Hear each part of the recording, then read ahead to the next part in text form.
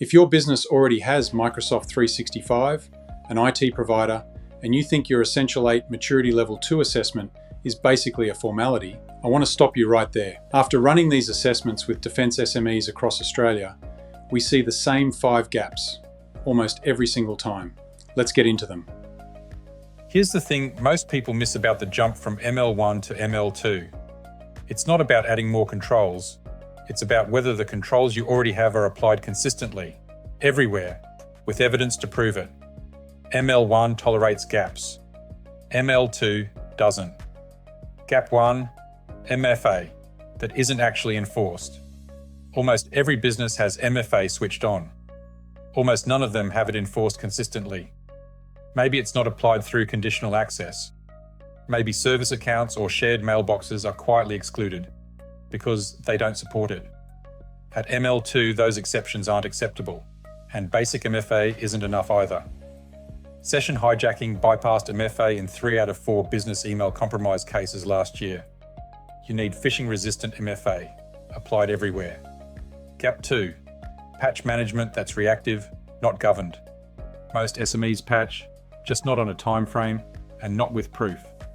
ML2 requires internet-facing systems patched within 2 weeks, 48 hours for anything critical. Internal systems get a month.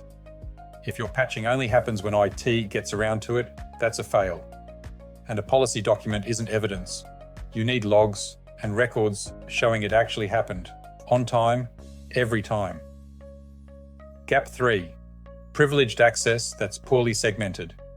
The classic pattern, 2 or 3 people with global admin using those same accounts for everyday email and browsing, with no review of who actually needs that access.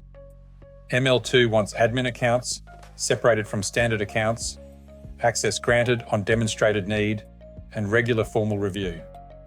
For a lot of small businesses, that means genuinely restructuring who holds the keys. Gap 4, logging that's enabled but never reviewed. This is the one businesses are most confident about, and least likely to have right. Logging switched on isn't the requirement. Someone actually has to be monitoring it, retaining it, and reviewing it for suspicious activity.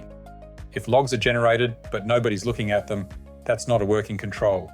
That's a setting. Gap 5. And this one catches people off guard because it's not even a technical control. It's evidence.